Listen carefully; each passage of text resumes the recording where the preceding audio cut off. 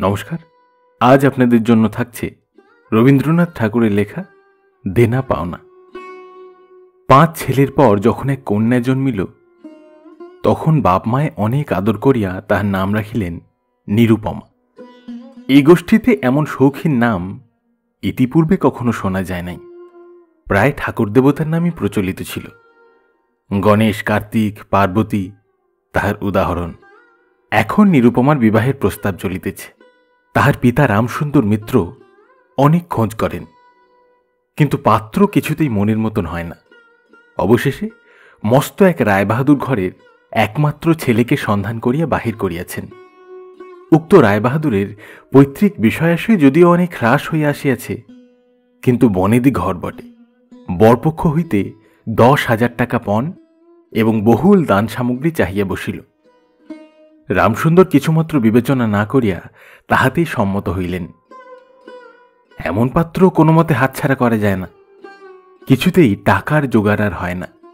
বাঁধা দিয়া বিক্রয় করিয়া অনেক চেষ্টাতেও 1,000-6,7 বাকি রহিল। এদিকে বিবাহের দিন নিকট হইয়া আসিয়াছে। অবশেষে বিবাহের দিন উপস্থিত হইল। নিতান্ত অতিরিক্ত সুদে একজন বাকি টাকাটা ধার দিতে স্বীকার করিয়াছিল, কিন্তু সময়কালে সে উপস্থিত হইল না। বিবাহ সভায় একটা তুমুল গোলযোগ বাঁধিয়া গেল। রামসুন্দর আমাদের রায়বাহাদুরের হাতে পায়ে ধরিয়া বলিলেন, শুভকার্য সম্পন্ন হইয়া যাক, আমি নিশ্চয় টাকাটা শোধ করিয়া দিব। রায়বাহাদুর বলিলেন, টাকা হাতে না পাইলে বর সভাস্থ করা যাইবে না।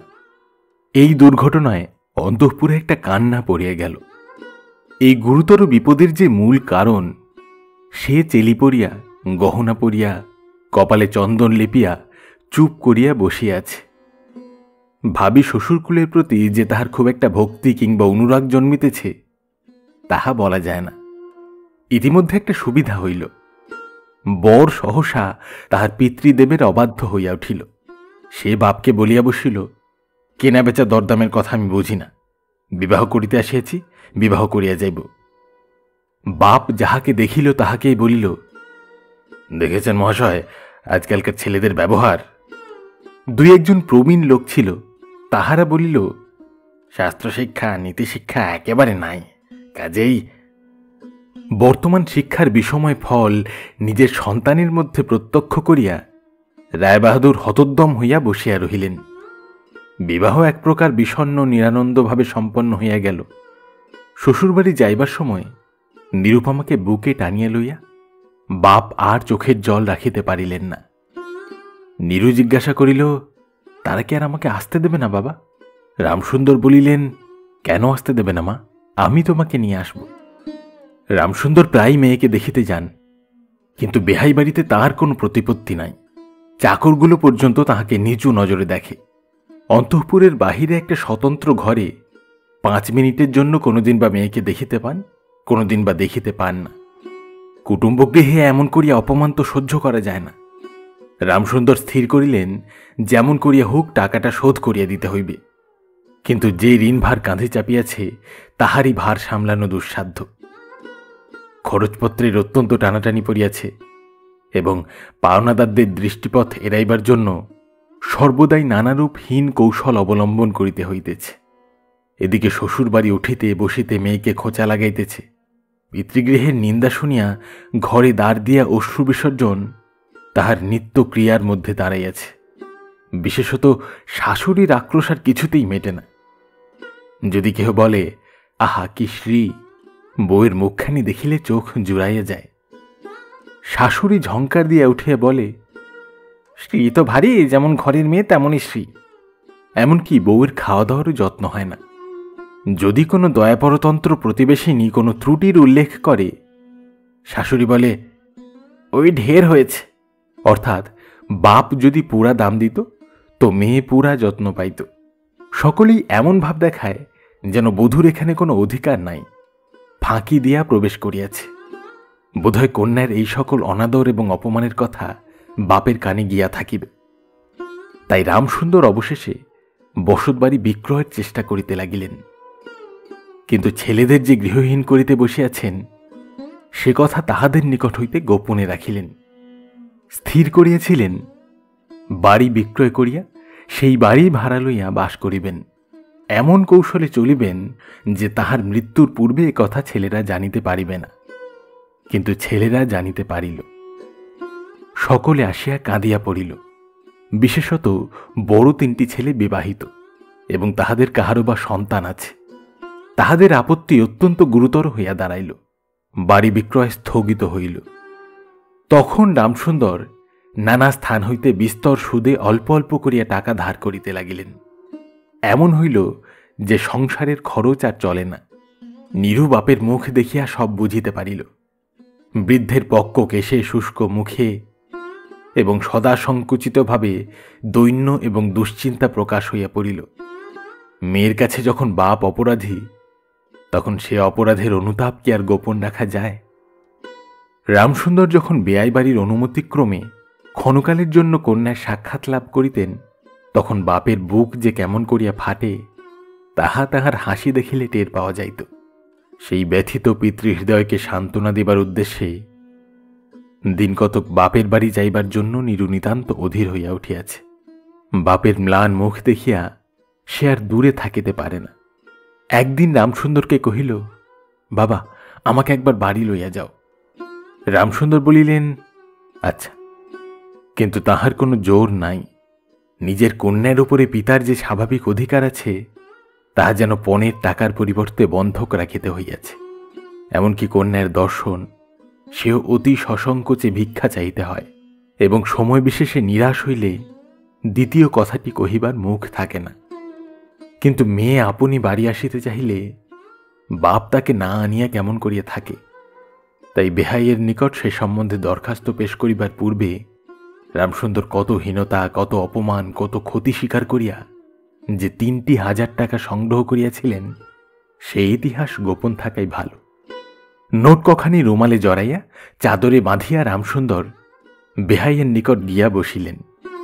প্রথমে হাস্যমুখে পাড়ার খবর পাড়িলেন। হরেকৃষ্ণের বাড়িতে একটা মস্ত চুরি হইয়া গিয়াছে, তাহার আদ্যপান্ত বিবরণ বলিলেন। নবীন মাধব ও রাধা মাধব 2 ভাইয়ের তুলনা করিয়া বিদ্যাবুদ্ধি ও স্বভাব সম্বন্ধে রাধা মাধবের সুখ্যাতি এবং নবীন মাধবের নিন্দা করিলেন। শহরে একটা নূতন ব্যামো আসিয়াছে, সে সম্বন্ধে অনেক আজগুবি আলোচনা করিলেন। অবশেষে হুঁকাটি নামাইয়া রাখিয়া কথায় কথায় বলিলেন, হা, বেহাই, সেই টাকাটা বাকি আছে বটে। রোজই মনে করি, যাচ্ছি অমনি হাতে করে কিছু নিয়ে যাই, কিন্তু সময়কালে মনে থাকে না। আর ভাই, বুড়ো হয়ে পড়েছি। এমনই এক দীর্ঘ ভূমিকা করিয়া পঞ্জরের 3খানি অস্থির মতো সেই 3খানি নোট যেন অতি সহজে অতি অবহেলে বাহির করিলেন। সবেমাত্র 3,000 টাকার নোট দেখিয়া রায়বাহাদুর অট্টহাস্য করিয়া উঠিলেন। বলিলেন, থাক বেহাই, ওতে আমার কাজ নেই। একটা প্রচলিত বাংলা প্রবাদের উল্লেখ করিয়া বলিলেন, সামান্য কারণে হাত দুর্গন্ধ করিতে তিনি চান না। এই ঘটনার পরে মেয়েকে বাড়ি আনিবার প্রস্তাব কাহারও মুখে আসে না। কেবল রামসুন্দর ভাবিলেন, সে সকল কুটুম্বিতার সংকোচ আমাকে আর শোভা পায় না। মর্মাহতভাবে অনেকক্ষণ চুপ করিয়া থাকিয়া অবশেষে মৃদুস্বরে কথাটা পারিলেন। রায়বাহাদুর কোনো কারণ মাত্র উল্লেখ না করিয়া বলিলেন, সে এখন হচ্ছে না। এই বলিয়া কর্মোপলক্ষে স্থানান্তরে চলিয়া গেলেন। রামসুন্দর মেয়ের কাছে মুখ না দেখাইয়া কম্পিত হস্তে কয়েকখানি নোট চাদরের প্রান্তে বাঁধিয়া বাড়ি ফিরিয়া গেলেন। মনে মনে প্রতিজ্ঞা করিলেন, যতদিন না সমস্ত টাকা শোধ করিয়া দিয়া অসংকোচে কন্যার উপরে দাবি করিতে পারিবেন, ততদিন আর বেহাই বাড়ি যাইবেন না। বহুদিন গেল।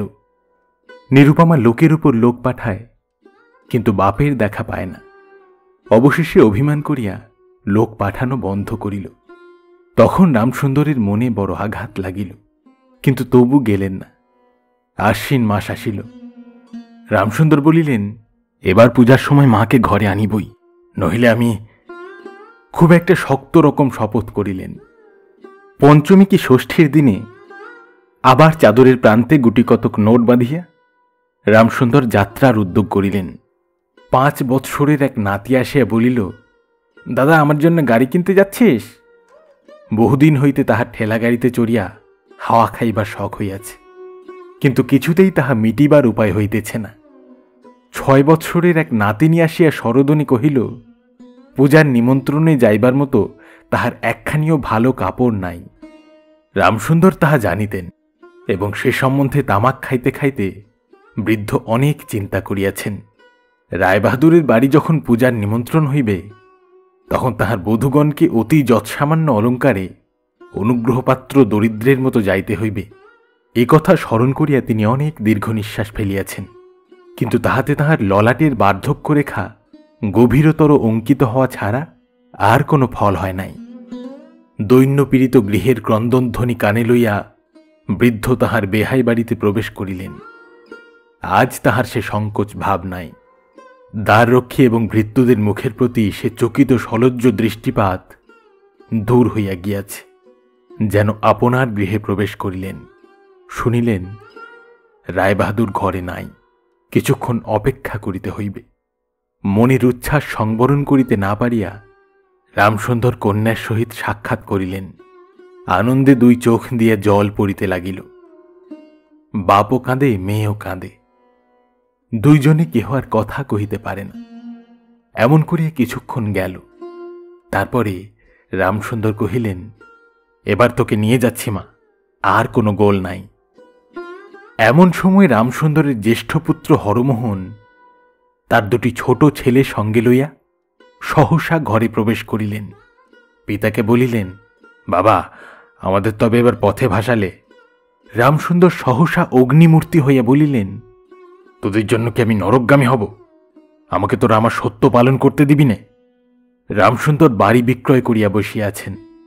ছেলেরা কিছুতে না জানিতে পায় তাহার অনেক ব্যবস্থা করিয়াছিলেন, কিন্তু তবু তাহারা জানিয়াছে দেখিয়া তাহাদের প্রতি হঠাৎ অত্যন্ত রুষ্ট ও বিরক্ত হইয়া উঠিলেন।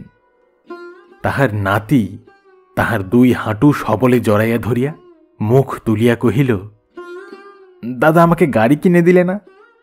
নতশির রামসুন্দরের কাছে বালক কোনো উত্তর না পাইয়া নীরুর কাছে গিয়া বলিল, পিসিমা আমাকে একখানা গাড়ি কিনে দেবে?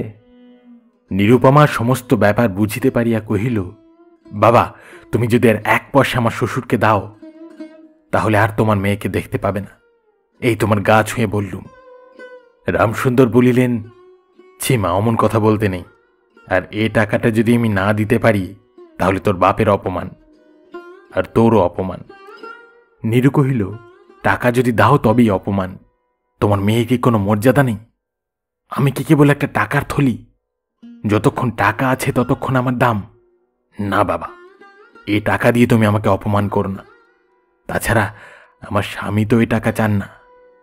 রামসুন্দর কহিলেন, তাহলে তোমাকে যেতে দেবে না মা? নিরুপমা কহিল, না দেয় তো কি করবে বলো? তুমিও আর নিয়ে যেতে চেও না। রামসুন্দর কম্পিত হস্তে নোট বাঁধা চাদরটি কাঁধে তুলিয়া আবার চোরের মতো সকলের দৃষ্টি এড়াইয়া বাড়ি ফিরিয়া গেলেন।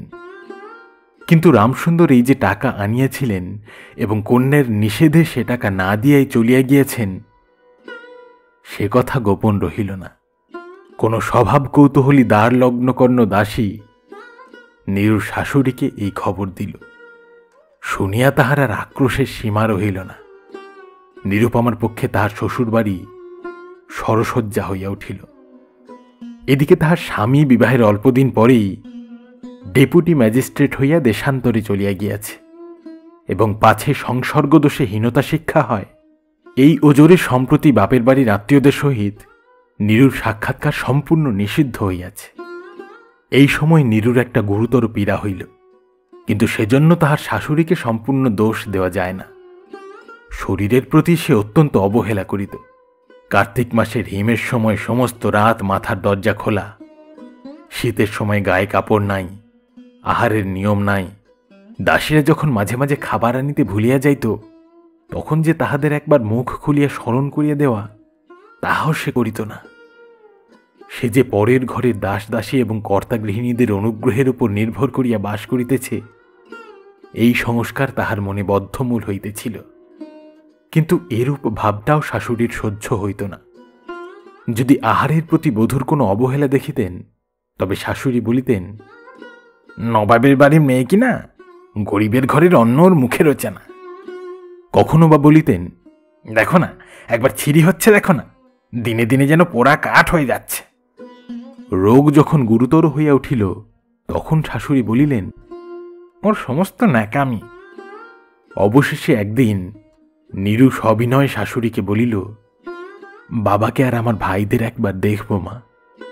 শাশুড়ি বলিলেন, কেবল বাপের বাড়ি যাইবার ছল। কেহ বলিলে বিশ্বাস করিবে না, যেদিন সন্ধ্যার সময় নীরুর শ্বাস উপস্থিত হইল সেই দিন প্রথম ডাক্তার দেখিল, এবং সেই দিন ডাক্তারের দেখা শেষ হইল। বাড়ির বড় বউ মরিয়াছে, খুব ধুম করিয়া অন্ত্যেষ্টিক্রিয়া সম্পন্ন হইল। প্রতিমা বিসর্জনের সমারোহ সম্বন্ধে জেলার মধ্যে রায়চৌধুরীদের যেমন লোক বিখ্যাত প্রতিপত্তি আছে, বড় বউয়ের সৎকার সম্বন্ধে রায়বাহাদুরদের তেমনই একটা খ্যাতি রহিয়া গেল। এমন চন্দন কাষ্ঠের চিতা এ মুলুকে কেহ কখনো দেখে নাই। এমন ঘটা করিয়া শ্রাদ্ধ কেবল রায়বাহাদুরদের বাড়িতেই সম্ভব, এবং শোনা যায় ইহাতে তাহাদের কিঞ্চিত ঋণ হইয়াছিল।